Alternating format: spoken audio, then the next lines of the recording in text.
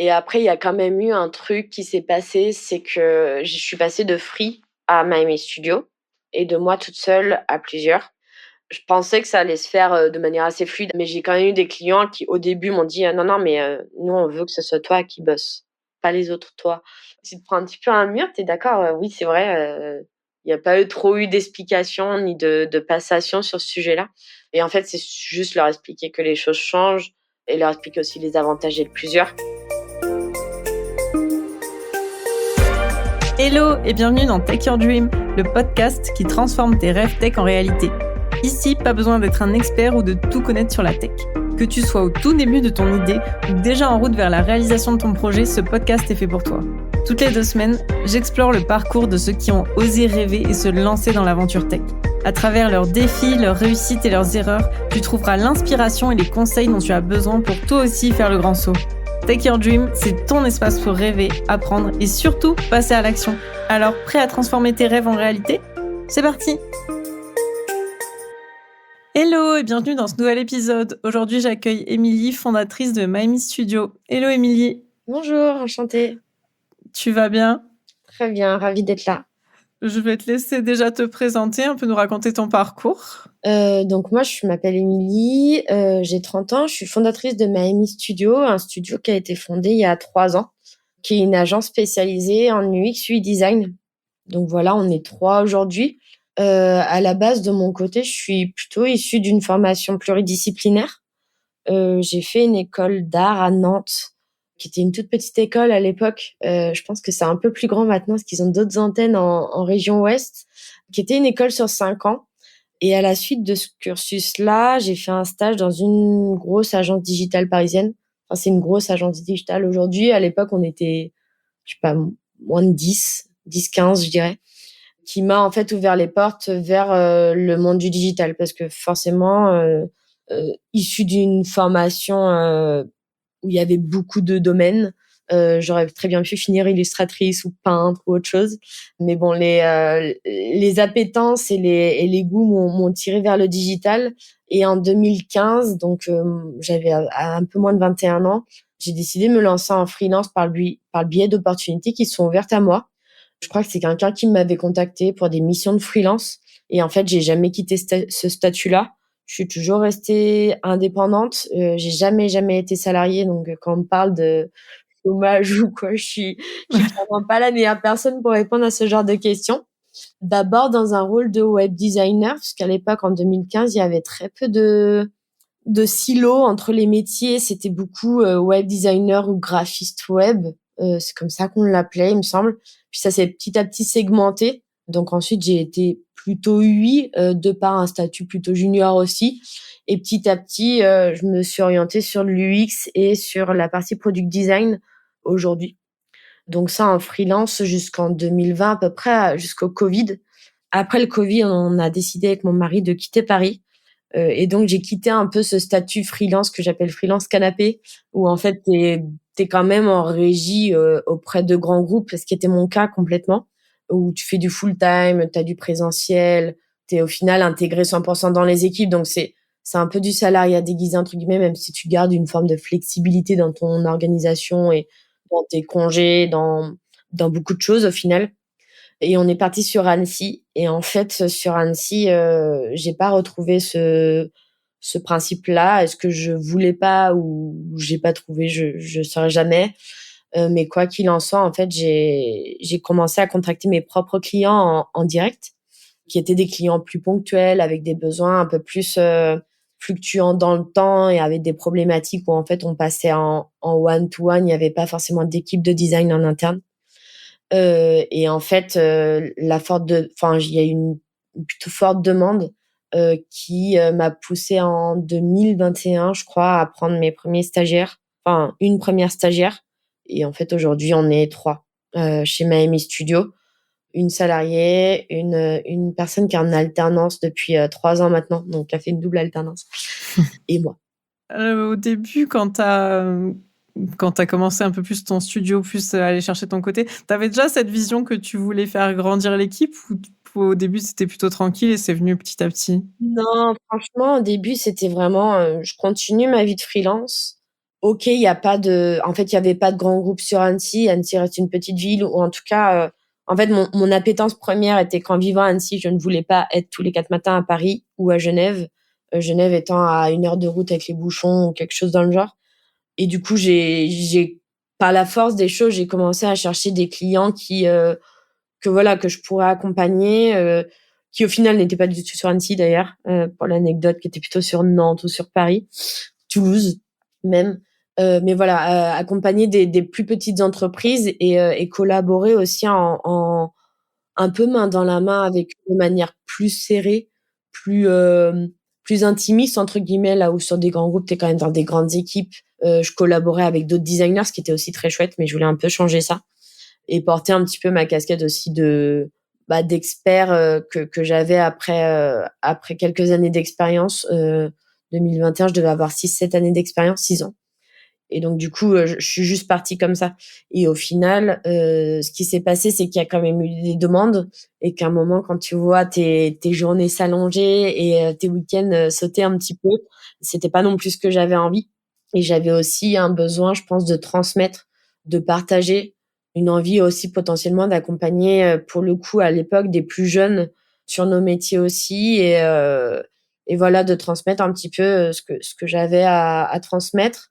Et j'ai d'ailleurs fait aussi du mentorat chez Open Classroom sur cette période-là, en fait, pour accompagner des personnes qui est beaucoup en reconversion chez Open Classroom, mais voilà, des personnes qui se formaient sur le sujet de l'UX et auxquelles je pouvais partager des choses tout simplement. Et du coup, ça t'a permis un peu plus de choisir tes projets ou enfin, où tu faisais un peu tout ce qui passait? Alors, est-ce qu'au début j'ai vraiment choisi? Je ne sais pas. En tout cas, ce qui est sûr, c'est que j'ai toujours pris des projets qui respectaient mes valeurs. Donc, sans citer de nom, mais j'aurais jamais bossé pour des entreprises qui traitent le pétrole ou de ce genre de problématiques qui en fait me parlent pas du tout. Ou même sans parler de valeurs, des sujets qui me parlent pas. J'ai en souvenir quelqu'un qui m'avait contacté pour bosser sur de la crypto ou du blockchain ou des sujets de ce type-là qui en fait moi, je suis désolée, mais ne me parlent pas du tout. Donc autant j'aurais pu les épauler franchement sur le design et sur de l'UX. En réalité, je pense que j'y serais arrivée, mais je pense pas que j'aurais été la meilleure personne pour eux et j'ai su leur dire. Et c'est aussi bien comme ça. Donc j'ai un peu choisi, mais globalement aussi les projets qui sont venus à moi, j'ai pas eu trop à choisir non plus. Est-ce que c'est une part de chance ou quoi? Aujourd'hui, on bosse sur pas mal de projets. On est sur une quinzaine de clients à l'année et globalement, on est super content avec toutes les équipes qu'on travaille d'un point de vue humain et purement sujet aussi à traiter, qui sont des sujets intéressants, challengeants, parfois qui sont même des sujets de grosse appétence sur le sport ou quoi, qui moi me parlent particulièrement, mais voilà. Et je l'ai choisi peut-être aussi. Enfin, on est 3, donc c'est toujours en corrélation avec nos valeurs, mais un sujet qui ne parle pas aujourd'hui pourra peut-être parler à une des filles. Je dirais peut-être moins non tout de suite à de la crypto si, je leur poserais peut-être la question avant, si c'est un sujet qui les intéresse, sur lesquels elles connaissent et elles sont calées. Et du coup, enfin, pour avoir pas mal de clients, enfin, tu as géré enfin, et surtout des clients du coup qui correspondent pas mal à tes valeurs, de ce que tu dis. Tu as une manière spéciale de prospecter ou de faire un personal branding spécial ou c'est un peu arrivé tout seul? Ouais, c'est un peu arrivé tout seul en toute transparence, surtout au début. Là, depuis 2 ans, je dirais 1 ou 2 ans, on essaie quand même il y a une beaucoup plus grande présence sur les réseaux de notre part, que ce soit sur le compte de Maëmy, sur LinkedIn ou sur le mien. Il y a des choses que j'essaie un peu d'automatiser, en fait, le fait d'être 3 m'a permis de libérer du temps pour faire ce genre de choses que je n'avais pas du tout avant. Mais sinon, il y avait très peu de prospection. Au final, c'est énormément quand même de bouche à oreille encore. Je pense que les références sur lesquelles j'ai pu travailler à Paris, les grands comptes et cetera, portent forcément l'agence aujourd'hui et m'ont porté jusqu'ici aussi. Parce que forcément, quand tu as travaillé pour France TV ou Radio France, ça conforte un certain nombre de personnes. Mmh. Ouais, c'est de la preuve sociale, quoi. C'est la preuve sociale et c'est la preuve qu'aussi tu as bossé sur des sujets un peu complexes, avec des enjeux qui sont parfois un peu stratégiques, politiques, pas toujours fluides, voilà. Donc oui, forcément. Parce qu'au final, la preuve sociale, c'est bien pour attirer des clients, mais est-ce que ça attire forcément les clients qui ont les bonnes valeurs, tu vois? Donc Et beh, ouais, donc pas particulièrement. il y a beaucoup de bouche à oreille, donc forcément avec, par exemple, j'ai bossé pour des personnes dans le sport qui font partie de communautés sportives dans la tech et qui forcément quand elles me recommandent, ben j'ai le même genre de profil, donc ça joue. Et après il y a aussi ça, enfin typiquement j'ai un de mes premiers clients que j'ai eu en arrivant sur Annecy et qui est toujours avec nous aujourd'hui. C'était un message classique sur Slack. Alors le fait est qu'il bossait dans l'outdoor et que ça me parlait particulièrement aussi, donc c'était très chouette. Mais après, même au niveau des entretiens et des échanges, il y a aussi beaucoup de feeling et de comment tu sens les personnes au final. Et pour le coup, là-dessus, on s'est pas trompé parce qu'on collabore super bien. Et moi, j'ai encore été les voir là, il y a pas longtemps, à Toulouse. Et voilà, c'est toujours un plaisir de les voir. Donc ça, c'est plutôt cool, quoi. Après, je voudrais bien parler de trucs un peu plus peut-être techniques ou concrets. Bah, après, c'était concret. Mais... Du coup, sur LinkedIn, tu te présentes, tu mets en aide les entreprises à concevoir des produits user-centric qui cartonnent. Est-ce que tu peux un peu nous expliquer le concept de user-centric? En fait, dans nos démarches, en tout cas chez Miami Studio, quand on a commencé en tout cas vraiment à poser les valeurs et à poser où est-ce qu'on voulait aller, la partie user-centric est la partie qui est le plus ressortie. Et par là-dedans, on entend de mettre les besoins, les comportements et les attentes des utilisateurs au centre du processus de création. C'est-à-dire qu'aujourd'hui, il y a encore beaucoup trop de produits qui, selon moi, ne mettent pas les utilisateurs au centre de leurs produits. Ils vont partir sur des suppositions, sur des recherches qui datent d'il y a 2 ans, sur des on a dit que ou un utilisateur m'a dit que. C'est parfois un peu juste pour concevoir un produit qui représente la réalité et qui est vraiment adapté aux utilisateurs. Pour moi, il s'agit pas juste de demander leur avis ou de demander ce qu'ils pensent d'une interface, mais aussi de les inclure autant que possible dans les différentes phases, que ce soit de la recherche, du test utilisateur, de l'ajustement, des ateliers même de collaboration, d'arborescence ou j'en passe. Je dis pas que c'est forcément simple, c'est encore des étapes qui sont, je pense, difficiles à vendre, en tout cas quand on est externe à une organisation. Mais voilà, on essaie en tout cas dans nos méthodes et de sensibiliser à ça à minima et d'aller chercher les utilisateurs des clients au maximum pour concevoir au plus près de eux.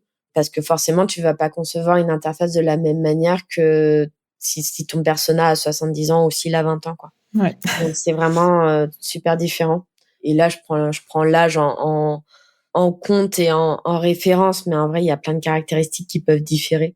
Est-ce que tu aurais des exemples un peu de produits où vraiment ce travail autour des utilisateurs, il a vraiment permis de transformer quelque chose de factuel? Ouais, bah typiquement, on a bossé sur un outil métier pour un standard de santé.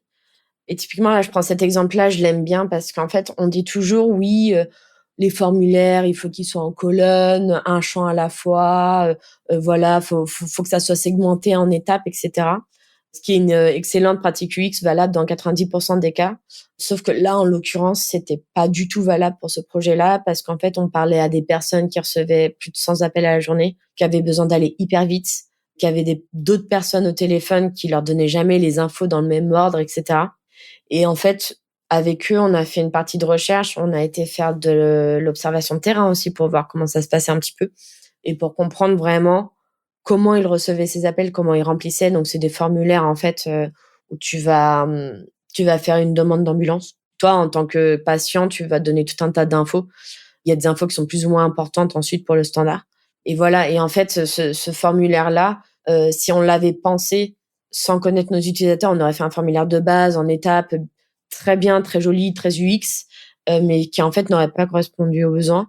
Pour la simple et bonne raison, c'est qu'en fait, il n'y a pas de logique, il n'y a pas d'ordre, il y a un besoin d'efficacité, il y a une navigation clavier. Enfin voilà, il y a plein de contraintes qu'on s'est rendu compte au fil de l'eau qui nous ont permis de simplifier les écrans. En tout cas, pour ce type de personnage, je dis pas que si toi tu les utilises, ça sera forcément intuitif pour toi, mais en tout cas pour eux, ça l'est. Et du coup, de leur proposer en tout cas une première version à l'époque qui déjà n'était pas à côté de la plaque. Après, on a ajusté encore des choses. Mais voilà. Et encore une fois, ici, on a fait donc observation de terrain. On avait fait des tests, je crois, et on avait mis en prod. Et ensuite, on a refait, on a eu des retours utilisateurs une fois en prod parce que pour le coup, les tests utilisateurs, c'est sympa aussi.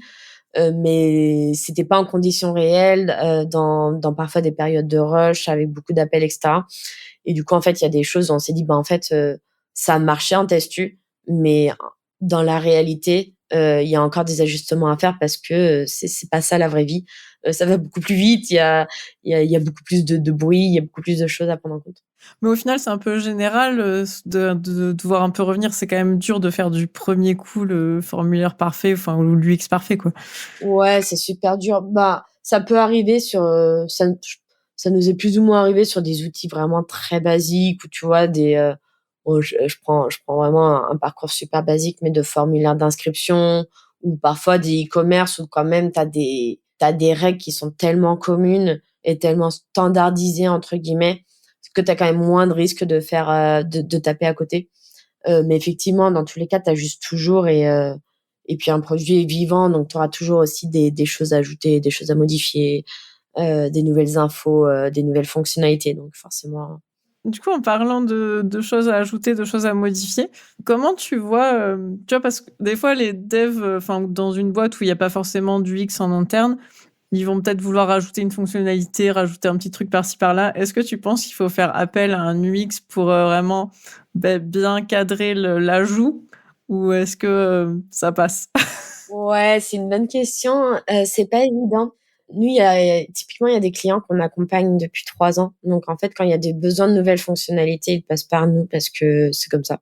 Pour autant, on a aussi des clients qu'on a accompagnés pendant une certaine période. On a livré un MVP ou une refonte, et c'est pas pour autant qu'ils vont faire appel à nous dès qu'ils ont besoin d'ajouter un bouton. Donc, on essaie de les guider au mieux avec un UI kit assez complet, des règles, etc. Moi, forcément, dans l'idée, je dirais que oui. Après, je comprends aussi que d'un point de vue budget, parfois, c'est compliqué. Et parfois, même d'un point de vue délai, au final, parce que le temps qu'ils expriment leurs besoins d'ajouter, je ne sais pas, un bouton d'achat ici, qu'ils nous appellent, que nous, on prenne le brief, qu'on fasse forcément les écrans, qu'on échange, forcément, ça prend beaucoup plus de temps que juste lui, s'il ajoute le bouton dans le coin. Mais après, j'ai toujours tendance à dire aux clients quand on livre, maintenant, vous êtes autonome et voilà, vous avez toutes les cartes en main pour le faire. Mais quand même, soyez vigilants parce qu'on n'ajoute pas des briques n'importe comment et voilà, il y a des manières de faire, même si on leur donne des grosses guidelines de choses à ne pas faire. Bon, je sais pas si ça suffit toujours.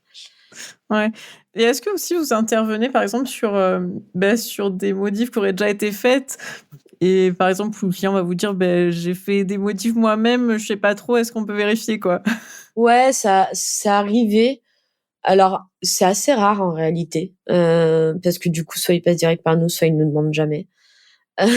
Donc on est un peu dans un truc plus binaire, mais c'est déjà arrivé et parfois c'est même enfin on travaille avec des équipes de manière récurrente, enfin qu'on accompagne depuis un moment et parfois les devs ont commencé à faire un POC et ils nous demandent et on fait non, tu peux pas faire ça, regarde. Mais du coup c'est cool parce qu'ils ont déjà quand même pré-mâché le travail, donc on a les contraintes techniques qui sont là, on a déjà tu vois la trame, je sais pas si c'est un formulaire ou quoi, la trame qu'ils ont imaginée et qui est souvent pas fausse hein, en réalité parce qu'elle est logique soit par des contraintes techniques soit par des contraintes utilisateurs et nous après on vient les conseiller, on revoir 2-3 trucs, mais les devs restent des personnes qui ne sont pas des UX et ça passe par le design des éléments, la disposition des éléments et aussi parfois les mots quoi. C'est le plus dur moi je crois. T'as des phrases, tu waouh, OK. Peut-être revoir ça déjà.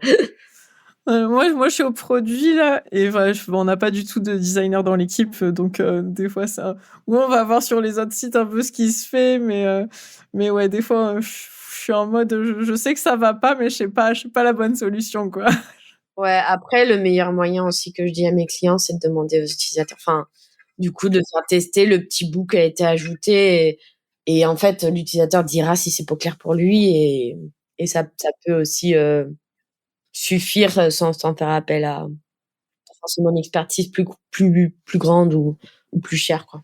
Ouais, mais tout à l'heure, tu parlais d'observation de terrain. Je trouve que c'est encore plus intéressant que vraiment de demander. Parce que quand on regarde les gens faire, en fait, on voit où sont les problèmes. Et des fois, moi, je le fais, je me mets en visio avec des gens, je regarde comment ils font. Et je me dis, bah ouais, non, ça va pas, alors que lui-même, il me l'aurait pas dit, hein, ouais. Ouais, il y a de ça. Effectivement, l'observation de terrain, l'avantage, c'est que c'est pas guidé ou très peu. Donc, en fait, tu les regardes. Bon, ça fait un peu espion. Tu les regardes bosser et en fait, tu te rends compte de choses et tu te dis, mais pourquoi il a fait comme ça? Alors que, en fait, tout semblait clair sur des interfaces. Tu vois, le besoin n'est jamais remonté. Mais pour autant, il va passer par des chemins qui, c'est pas du tout ce que tu avais imaginé. En fait, tu as un moyen beaucoup plus simple de le faire. Ça marche. Ils y arrivent, donc c'est l'essentiel, j'ai envie de dire, mais niveau gain de temps et efficacité, on n'y est pas toujours.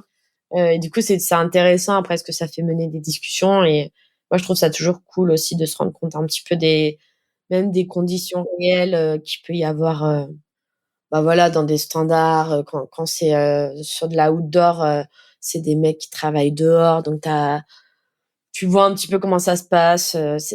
J'aime bien. C'est beaucoup plus concret aussi, même pour nous, au final, d'aller voir et de rencontrer ces gens.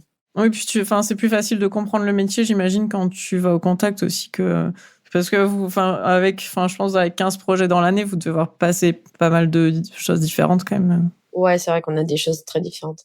Puis ça permet de discuter aussi et même nous, de poser plein de questions sur pourquoi, comment, et de comprendre un petit peu aussi certaines choses qui parfois restent un peu floues, forcément parce que on n'est pas du métier. Alors il y a des métiers plus simples que d'autres, mais on bosse aussi là, par exemple, avec des agriculteurs, etc. Enfin, sur la partie agricole. Autant dire que la partie agricole, c'est des mondes particuliers et quand t'as pas baigné dedans, c'est compliqué à comprendre. Il y a beaucoup de choses et si tu vas pas les voir et s'ils t'expliquent pas, c'est impossible quasi. Enfin, déjà, tu sais même pas à quoi ressemblent les hangars. Enfin, moi, la première fois que j'ai été en terrain, là, sur le monde agricole, tu là: «Ah ouais, ça ressemble à ça, OK. Ah, j'imaginais pas ça comme ça». C'est carrément, tu découvres un monde, quoi, donc Ouais, et puis je pense, enfin, souvent les gens, ils sont tellement habitués à être dans leur monde que pour eux, c'est logique, donc ils pensent pas forcément à expliquer des choses qui, pour eux, sont logiques, quoi. oui, oui, c'est clair. Et bah, du coup, justement, en parlant de choses logiques et pas logiques, mais il y a souvent la question de connaître le bon besoin. Donc, des fois, l'entreprise, elle va arriver, en pensant qu'elle croit, savoir ce qu'elle veut ou pas savoir ce qu'elle veut du tout. Comment vous faites pour cadrer un peu tout ça? Ouais, c'est vrai. Enfin, généralement, en fait, nous, ils viennent avec un besoin. Alors déjà, aujourd'hui, on a un on a un formulaire de contact sur notre site qu'on va refaire, qui est très, très mal niveau UX, mais qui a le mérite d'être hyper précis. Donc généralement, quand je reçois des trucs de ça, la personne sait ce qu'elle veut, parce qu'il y a tellement de questions que c'est assez cadré déjà. Enfin, en tout cas, ça m'a l'air assez clair, en tout cas sur le papier au début. Mais effectivement, en fait, généralement, les personnes viennent avec un besoin. J'ai besoin d'une refonte pour telle ou telle chose. Généralement, c'est ça, hein, les sujets ouais, ou nouveaux produits, ça arrive aussi. Et en fait, enfin, ce qui se passe, c'est que moi, je programme toujours une première phase d'entretien de découverte où il va m'expliquer les choses. Et j'aime bien poser les bonnes questions. Et donc, je le fais moins maintenant, mais il y a un moment, j'avais pour objectif de poser au moins 5 fois pourquoi dans l'entretien. Question de bien creuser. Je le fais moins, mais ça reste une question que je pose énormément. Parce qu'en fait, ça permet d'approfondir les points.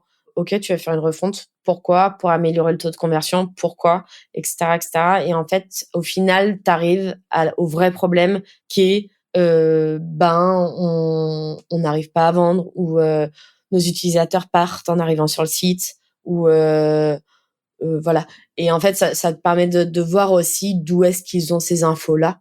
Parce que parfois, ils disent: «Oui, nos utilisateurs, ils partent». Tu dis: «OK, pourquoi?» Et en fait, ils sont pas capables de te répondre et au final, tu dis: «Mais comment vous savez qu'ils partent?» Et en fait, ils savent pas vraiment. C'est un petit peu une info On comme doit ça. mouiller. Ouais, ou pour autant, c'est parce que, leur voisin leur a dit que leur site était mal fait. Enfin, en fait, tu découvres des choses, après tu es là: «D'accord». Donc en fait, il y a beaucoup d'interprétations déjà. Là où parfois ils te disent: «Bah, en fait, on a les data analytics ou autres qui nous le prouvent», donc ça, c'est chouette. Mais du coup, il y a vraiment cette partie-là de poser les bonnes questions et après d'aligner ses réponses aux objectifs business aussi. Typiquement, là, on a bossé avec France 24 cette année. Il y avait des problèmes utilisateurs, mais l'un des principaux besoins, c'était quand même un gros objectif business stratégique. Et là, c'est d'autres choses encore. Et c'est pas forcément la même question que tu vas poser, parce que il y a effectivement de l'attente utilisateur, mais il y a aussi d'autres problématiques derrière qui sont pas forcément dépendantes de ça. Et du coup, c'est un peu ciblé vraiment, est-ce que c'est parce que le produit marche pas, ou est-ce que c'est parce qu'il y a carrément un virage qui est en train de se faire, ou est-ce que c'est parce que voilà, une refonte d'identité de marque, par exemple, on a eu aussi. Pour le coup, c'est beaucoup de refonte UI et ils en profitent pour tout refaire, le socle technique et UX aussi. Et il y en a aussi qui parfois te disent refonte et en fait, au final, tu te rends compte que bon, il y a pas forcément besoin de refonte, faut juste améliorer 2-3 trucs d'interface. Donc, poser les bonnes questions, ouais, et être au plus près de, enfin, creuser. Et comment vous faites quand le client il arrive avec un besoin et finalement vous vous rendez compte que c'est pas le bon besoin? Enfin, est-ce que le client en général ils sont plutôt ouverts ou des fois ils vont rester un peu sur leur idée? Non, globalement, ils sont plutôt ouverts. Alors, si tu leur dis que que leur besoin implique moins de travail, forcément, ils sont beaucoup Oui. plus ouverts que l'inverse. J'imagine. Mais non, globalement, en fait, ils sont ouverts à partir du moment où où tu ressors déjà ce qu'ils t'ont dit, où si t'arrives à sortir des chiffres d'une plateforme ou d'une autre. Et généralement, quand ils butent un peu, j'essaie de faire passer de la recherche U ou des tests U en amont de projet. Et comme ça, en fait, on a des vrais verbatim en face avec des utilisateurs qui disent, bah, je comprends rien, ou voilà, et c'est des témoignages sur lesquels ils peuvent pas trop contredire. Donc, ça permet aussi d'appuyer, nous, les méthodes qu'on met en place en face et encore une fois, de mettre l'utilisateur au centre. Et généralement, s'il est pas capable de répondre, lui, à quelle est l'attente des utilisateurs, c'est qu'aucune recherche a été faite et que du coup, le besoin est quand même pas hyper bien cadré, quoi. Ouais. Et après, j'avais une question, mais je pense que c'est un peu plus sur les projets vraiment qui sont en démarrage, pas forcément sur les refontes. Enfin, vous n'avez pas des problématiques entre les envies du client et vraiment les besoins d'utilisateur final? Si, toujours. Si. Bah, après, c'est le doux équilibre entre vision business, en tout cas vision du client. Est-ce que les business après ou stratégiques ou que sais-je, je ne sais pas, et les besoins utilisateurs. Et ça, c'est toujours à mettre en contrebalance aussi. Nous, on essaie toujours forcément de refaire des tests s'il y a des doutes et d'essayer de pas mettre la charrue avant les bœufs aussi, dans le sens où parfois j'ai des clients qui veulent sortir des nouvelles fonctionnalités alors qu'en fait l'app elle est pas du tout stable. Je déjà stabilise l'app, faisant en sorte qu'il n'y ait pas de bug et peut-être que tu auras déjà plus de rétention que ajouter cette nouvelle fonctionnalité à laquelle tu penses. Et après, je les encourage quand même s'ils passent pas par nous, mais je les encourage quand même à faire tester en tout cas, à sonder le marché sur ces nouvelles fonctionnalités. Est-ce que c'est intéressant ou pas? Est-ce que les utilisateurs sont ouverts à ça ou pas? Déjà dans la communauté qu'ils ont ou dans les utilisateurs qu'ils ont déjà, parce qu'en fait, ça sert à rien de proposer une fonctionnalité de fidélité si tout le monde s'en fiche, quoi. Et ça va plus flatter un ego que vraiment des utilisateurs, donc c'est pas toujours évident.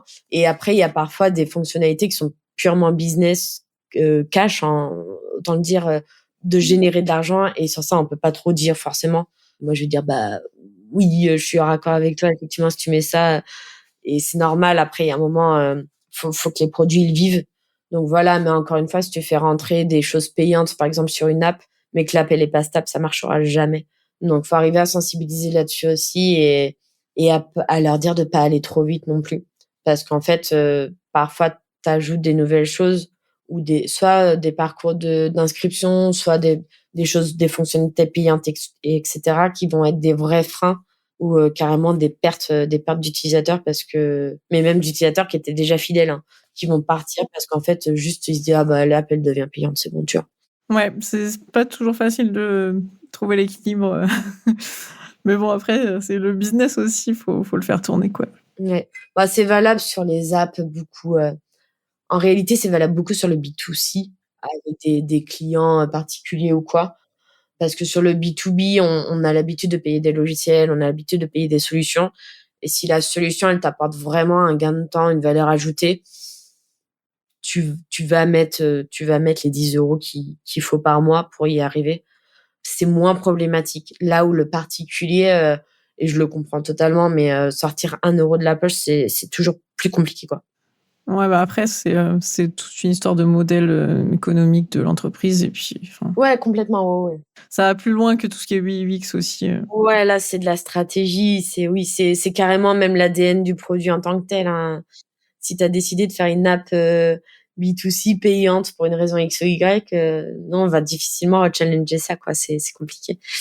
Je pense que dans l'app, il peut y avoir des fonctionnalités que les utilisateurs veulent vraiment et d'autres qui sont complètement inutiles. Et c'est là où il faut plus guider le client, j'imagine. Et où est-ce que tu mets ta partie nous, on avait des sujets aussi. Où est-ce que tu mets ta partie payante sur l'app? Parce qu'en fait, la partie payante doit vraiment t'apporter une plus-value sans pour autant bloquer l'usage gratuit, par exemple, au freemium. Parfois, on arrive à conseiller un petit peu là-dessus, à dire, en fait, via les chiffres ou via aussi des entretiens, dire, tu vois, en fait, cette fonctionnalité, elle est quand même pas mal demandée, mais pas par tout le monde. Donc, ça peut être dans un plan au-dessus ou voilà, où tu peux inviter les gens à payer un petit peu pour avoir accès à celle-ci. Parce qu'en fait, il y a juste une partie de la population qui va être intéressée, pas tout le monde. Donc, ça te bloque pas et à la fois, ça te permet de générer un petit peu de revenus. Donc, du coup, c'est intéressant quand même que vous interveniez un peu sur la stratégie pour aiguiller, quoi. Ouais, on le fait pas sur tous les sujets, hein, en toute transparence. On le fait sur les clients qu'on accompagne à long terme et même pas sur tous, juste sur certains aussi où parfois on arrive à avoir ce genre de discussion. Mais ça sort un peu de notre rôle et pour autant, moi, j'adore avoir ce genre de discussion parce que c'est quand même hyper concret pour nous et je pense qu'on a aussi un petit peu notre expertise à ajouter à ça. Mais c'est clairement pas toujours le cas et c'est généralement dans des orgas quand même relativement petites. Ouais, où ils ont besoin d'un peu de conseils. Voilà, tu as ce genre de discussion qui parfois est même informelle, tu vois? C'est autour d'un verre ou quoi et Ouais, mais après, enfin, je pense, c'est toujours intéressant d'avoir un œil extérieur pour eux, surtout qu'au final, c'est extérieur, mais en même temps, vous connaissez super bien le produit, de travailler dessus, donc ouais, c'est ça. C'est un peu la force aussi d'être un studio en externe. Il y en a qui le disent, hein, c'est qu'en fait, on connaît le produit, pour autant, on a quand même des regards extérieurs et sur certaines fonctionnalités, typiquement là, sur des clients, il y a des fonctionnalités qu'ils ont dû me réexpliquer 3 fois, quoi et du coup, il fait: «Ouais, c'est quand même bien que vous soyez un peu extérieur parce que nous, on baigne dedans» et en fait, ça fait 3 fois que je t'explique donc à un moment, c'est il y a plein de choses qui sont pas claires et qu'il va falloir qu'on clarifie donc c'est plutôt cool aussi. Ça permet de se rendre compte parfois sans même faire de test u ou quoi, de se rendre compte que le truc, c'est compliqué, quoi. Ou en tout cas, il y a un truc qui va pas parce que pour qu'ils nous réexpliquent à nous 5 fois, j'imagine pas pour les clients. ouais. Bah, du coup, je voulais passer après sur une partie un peu plus, mindset, tout ça. En fait, quand je t'ai contactée, c'était parce que j'avais vu un post, où tu parlais d'accepter d'être médiocre pour progresser. Du coup, je voulais bien que tu en parles un peu plus parce que je sais qu'il y a pas mal d'entrepreneurs ou de fondateurs qui écoutent le podcast, donc je pense que ça peut les intéresser. Ouais, c'est vrai que j'avais écrit un post là-dessus sur LinkedIn où, je sais plus ce que j'avais mis, mais que ouais, que j'avais accepté d'être médiocre pour progresser et je dis souvent ça parce que souvent, en fait, la peur de l'échec, nous tétanise et nous invite à ne rien faire. Moi, en toute transparence, j'ai commencé en free à 20 ans, donc clairement, baby, hein, à 20 ans, tu as quand même pas beaucoup d'expérience, que ce soit dans n'importe quel domaine, je pense et je pense que si j'avais attendu d'être experte en design, en web, j'en serais pas là aujourd'hui. J'avais clairement pas l'expérience, pas toutes les compétences que j'ai aujourd'hui, mais pourtant c'est ce qui m'a apporté, et c'est ce qui m'a permis aussi d'apprendre à chaque étape, d'être curieuse, de m'épauler de bonnes personnes aussi autour et aujourd'hui 10 ans plus tard, j'ai quand même forcément des compétences et une vision qui est affinée et qui dans 10 ans le sera encore plus. Encore plus dans nos métiers en plus, je dis pas que c'est vrai pour un médecin ou quoi, quoique, je pense que ça l'est aussi, mais dans les métiers du design et du UX, il y a très peu de vérité. C'est pas 1 + 1 = 2, il y a plein de possibilités de faire, il y a plein de méthodes. C'est un domaine qui est en constante évolution et ce qui fonctionne aujourd'hui fonctionnera peut-être pas demain et en fait, à partir de ce moment-là, si tu attends d'avoir toute la connaissance et toutes les compétences, enfin celles que tu penses qui sont nécessaires, je pense que tu te lances pas et tu t'avances pas, en fait. Et qu'est-ce que tu donnerais comme conseil à un entrepreneur qui ose pas se lancer là, tout de suite? Moi, je dirais de commencer petit et d'oser de sortir de sa zone de confort. Forcément, quand j'ai commencé en free, j'étais parfois dans des agences, il y avait d'autres équipes de designers. J'ai pas monté mon agence tout de suite à vouloir faire, des clients, à vouloir faire, 100 cas par an avec 3 salariés, enfin forcément non. Donc à la fois, je suis sortie de ma zone de confort parce que je me suis quand même lancée en free, très tôt dans une carrière professionnelle en n'y connaissant clairement rien. Au monde du freelance, au monde de la compta, de tout ça et même bon, je connaissais un petit peu le design parce que ma formation était issue de là. J'avais un peu d'expérience de par mes stages et cetera. Mais voilà, je connaissais pas grand-chose et du coup, je me suis dit: «Bah, tente, on verra bien» et voilà et c'est ce qui m'a apporté aujourd'hui et il y a une question aussi que je me pose souvent pour essayer de me bouger un petit peu, c'est: «Est-ce que ça aura de l'impact dans 5 ans?» Il s'avère que quand tu te lances en tant qu'entrepreneur, la réponse est souvent oui. Mais voilà, en fait, est-ce que ça aura un réel impact d'embaucher quelqu'un dans 5 ans? Et si oui, lequel? Est-ce que c'est de l'impact positif ou de l'impact qui est à risque? Et en fait, ça te permet aussi quand même pas mal d'orienter les choses. Est-ce que ça aura de l'impact dans 5 ans d'essayer de lancer un produit aujourd'hui? En réalité, tu vas peut-être vivre une année un peu dure, mais si ça marche pas dans 5 ans, tu seras passé à autre chose et tu seras peut-être salarié dans une boîte et ça sera presque oublié, quoi. Si tu mets pas, toute ta maison en hypothèque, enfin voilà, il faut doser les choses. Mais il y a ouais, en fait, c'est pas évident, hein, d'arriver à sortir de sa zone de confort. C'est facile à dire, je pense. On arrive à le faire à petite, moyen, grande échelle en fonction. Mais c'est toujours cool de se poser la question aussi de cet impact-là. Il faut accepter que tout sera pas parfait dans tous les cas. Et moi, il y a un truc aussi que je fais pas mal, c'est que sur certaines décisions, je demande peu l'avis des autres. Parce qu'en fait, il y a des décisions, te lancer ou pas te lancer, embaucher ou pas embaucher. Je pourrais demander l'avis de la terre entière, ça m'aidera pas plus que ça, au final. Et du coup, il y a des fois, c'est des décisions qui t'appartiennent à toi et c'est à toi de mettre les 2 pieds dedans ou de pas les mettre, mais il y a que toi qui peux la faire donc Ouais, des fois, c'est là où on a du mal, c'est de vraiment se décider, sans attendre l'avis de quelqu'un d'autre, quoi, mais ouais, ça sert à rien. ouais, bah, alors quand tu es associé, c'est peut-être la force tu sais, des boîtes qui ont plusieurs associés, parce que du coup, tu es quand même plusieurs.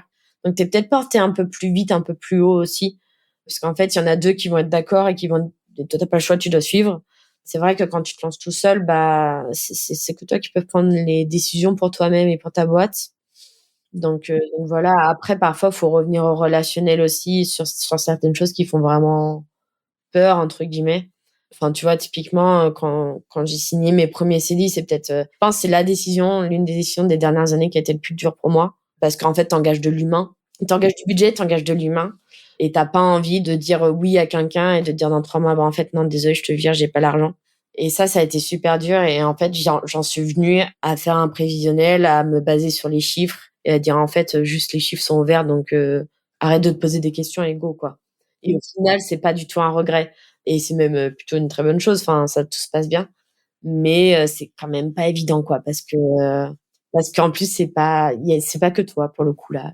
Bah, après, dans un autre épisode, il y a quelqu'un qui m'avait partagé aussi enfin, c'était le pareil, le premier CDI, ça a été le plus dur à signer et elle me disait, en fait, elle s'était mis d'accord avec la personne en lui expliquant les situations, en lui disant: «Ben, on part sur une aventure humaine et puis on verra le temps que ça dure, quoi». Oui, oui, après, je pense que si tu es en bon terme avec la personne, que tu la connais déjà en plus, généralement, je pense que le premier CDI, tu connais forcément la personne, moi, elle avait été en stage, puis en CDD 3 fois, enfin, c'est bon, je pense qu'on se connaissait assez bien. Mais oui, forcément, effectivement, tu y mets un peu de veto et même moi quand il y a 3 ans quand j'avais pris l'alternance, une alternance, pareil, c'est un engagement de 2 ans, et même ça, j'étais pas sûre, quoi. Et clairement, j'avais dit et c'était écrit noir sur blanc, même je l'avais fait écrit dans le contrat, je crois, que c'était d'abord 1 an et qu'on verra après. Au final, tu vois, ça fait 3 ans et voilà, c'est parti, mais c'est vrai que il y a certaines premières étapes qui sont un peu dures, et après oui, si tu fais preuve de transparence en disant: «Bah, en fait, on est tout petit». Moi, j'essaie d'être avec mes équipes aussi assez transparente sur les chiffres, clairement. Elles savent si l'année a été bonne, elle a été moins bonne et du coup, ça permet aussi de se dire: «Bah, en fait, là, typiquement, aujourd'hui, j'ai pas le budget pour être un de plus, 2 de plus, 3 de plus», quoi. et au moins c'est clair pour tout le monde, il y a pas de mauvaise surprise. C'est pas que je me justifie, c'est juste que c'est ce que je ressens aussi et c'est important de le partager, je pense. Je trouve que c'est bien d'être transparent avec les équipes. Et est-ce que tu as eu d'autres gros défis en tant que fondatrice d'agence, en dehors du recrutement, du coup? Globalement, celui-là était le plus gros et après il y a quand même eu un truc qui s'est passé, c'est que je suis passée de free à Miami Studio et de moi toute seule à plusieurs. Je pensais que ça allait se faire, de manière assez fluide, à part, j'enlève toute la partie organisationnelle, le fait de devoir revoir forcément les méthodes de travail et cetera, parce que quand tu bosses tout seul, tu fais ta tambouille, si c'est pas bien rangé, c'est pas grave. À plusieurs, c'est pas tout à fait pareil. Mais j'ai quand même eu des clients qui, au début, m'ont dit: «Non, non, mais nous, on veut que ce soit toi qui bosses, pas les autres, toi». Tu te prends un petit peu un mur, tu es d'accord, oui, c'est vrai, il y a pas trop eu d'explications ni de passation sur ce sujet-là. Et en fait, c'est juste leur expliquer que les choses changent et leur expliquer aussi les avantages d'être plusieurs, que ça nous permet d'être plus performants, de gagner en flexibilité, de gagner en réactivité, et cetera. Mais c'est vrai que c'est un sujet, qui m'a un peu marquée. J'étais: «Ah OK». Ça s'est beaucoup lissé maintenant. En fait, c'était vraiment, ouais, la première année, je pense. Et même pour se vendre, en fait, tu parles plus de moi, mais de nous. Tu vends les choses différemment, et cetera. Et avant de trouver cet équilibre-là, tu as un petit moment de flottement où tu sais même pas trop toi comment te positionner, et cetera.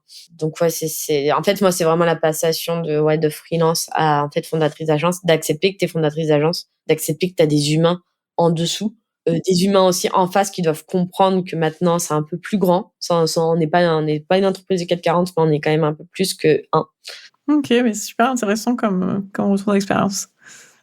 Pour finir, j'ai 2 questions.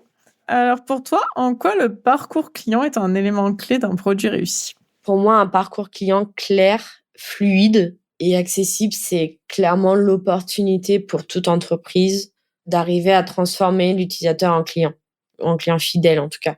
Typiquement, hier, je voulais acheter un truc sur internet. Le produit était vraiment celui que je voulais, qu'on avait vu, enfin voilà, tout.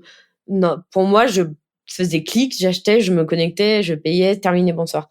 Et en fait, l'expérience était nulle, mais vraiment, enfin, en fait, la page d'accueil et les produits qui étaient disposés, et cetera, et ben moi, enfin, en tout cas, m'a pas parlé et je me suis pas du tout sentie en confiance. Le site était moche, c'était pas optimal et au final, malgré que j'avais beaucoup envie de ce produit-là, enfin, que c'est celui qu'on avait repéré, on a été ailleurs, on a acheté, un produit similaire à quelqu'un d'autre.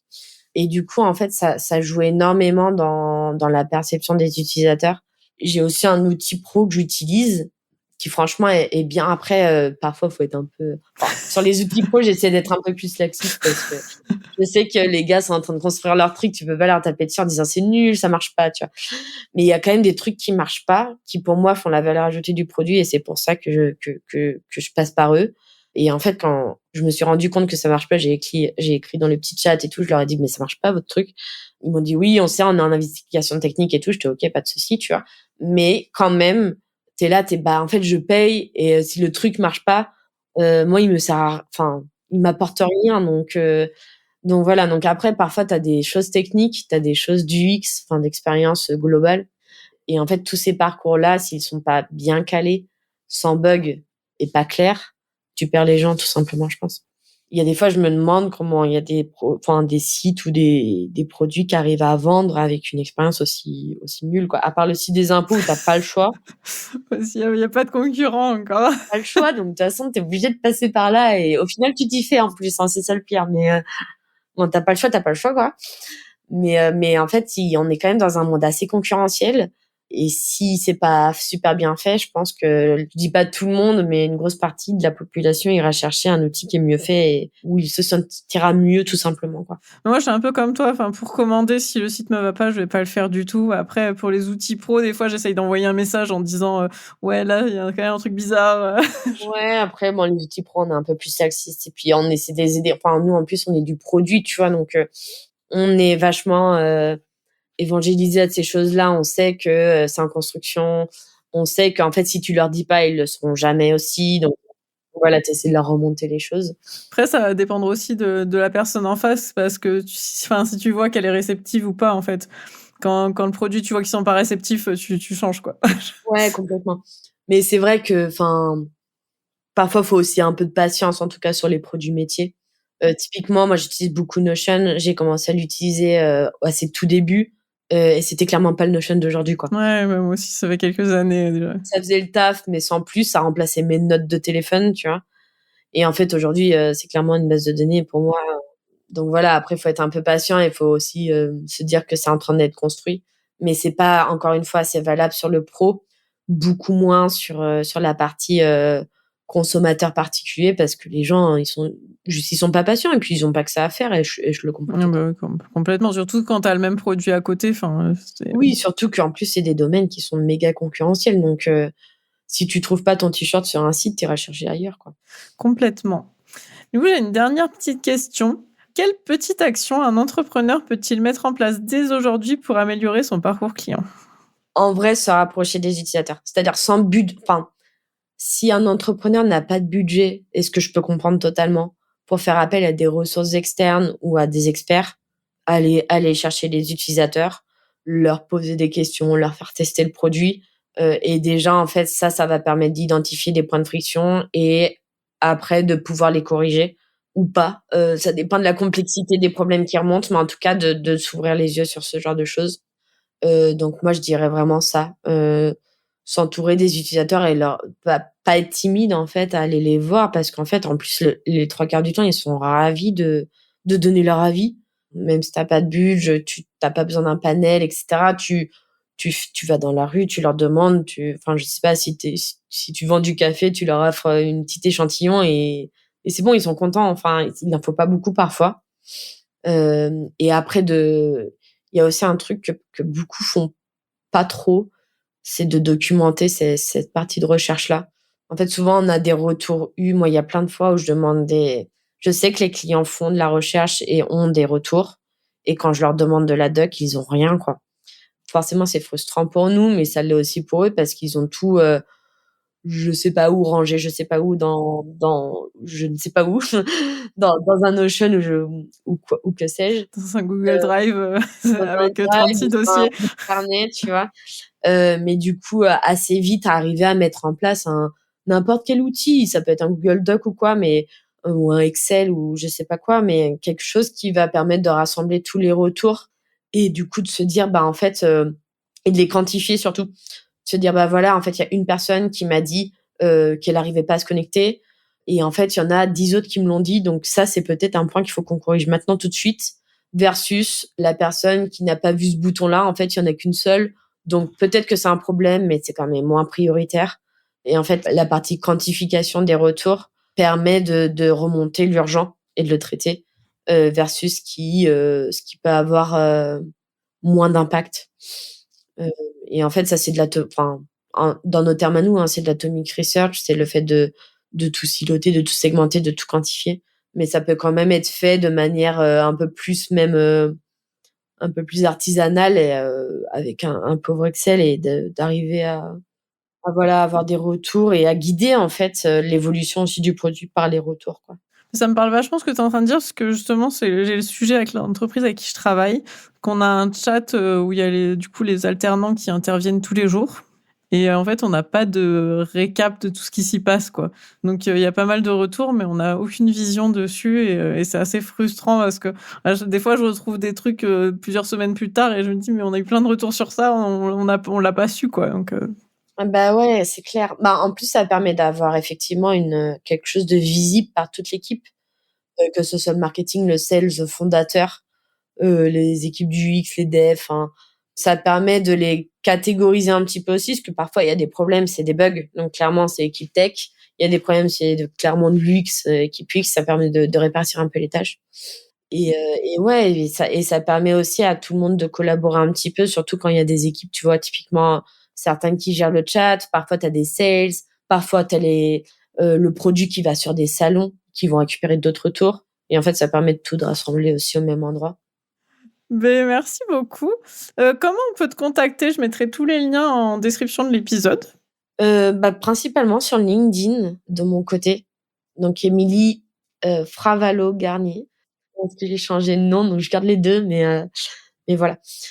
Sur LinkedIn, je suis assez présente sur LinkedIn, que ce soit sur mon compte à moi ou sur le compte de Mamie Studio aussi. Et sinon, sur le site de Miami Studio, on a une rubrique de contact qu'on va revoir, mais qui est quand même là, avec mon numéro de téléphone et mon mail, je crois. Site qui est en refonte, donc soyez indulgents. On est en train de revoir pas mal de choses. Comme on dit, c'est souvent le cordonnier le plus mal chaussé. Non, en vrai, ça va. Enfin, quand les gens, je leur dis que c'est en refonte, ils me disent ah bon, pourtant il est pas mal. Mais encore une fois, on sait aussi, on essaie de pas être le cordonnier le plus mal chaussé et on a fait de la recherche un petit peu cette année. Et voilà, il y a des choses qui vont pas. Et puis le studio évolue. Et voilà, on a eu envie de brander un petit peu plus pas mal de choses. Donc voilà, on est en train de rebosser tout ça aussi. Ça marche. Mais en tout cas, c'était super intéressant. Moi, j'ai beaucoup aimé partager tout ça avec toi. Et du coup, merci beaucoup d'être venu sur le podcast. De rien, avec plaisir. Et du coup, on finit l'épisode et je souhaite à tout le monde une bonne journée. Puis je vous retrouve dans un prochain épisode. Merci d'avoir écouté cet épisode. S'il t'a inspiré ou motivé, abonne-toi, partage-le autour de toi et laisse-moi un avis pour aider encore plus de rêveurs. Toi aussi, tu as une idée, un projet ou une histoire à partager ? N'hésite pas à me contacter, je serai ravie d'échanger avec toi et pourquoi pas de t'accueillir dans un futur épisode. En attendant, souviens-toi, tes rêves sont à portée de main. Il suffit de faire le premier pas. À très bientôt pour un nouvel épisode de Take Your Dream.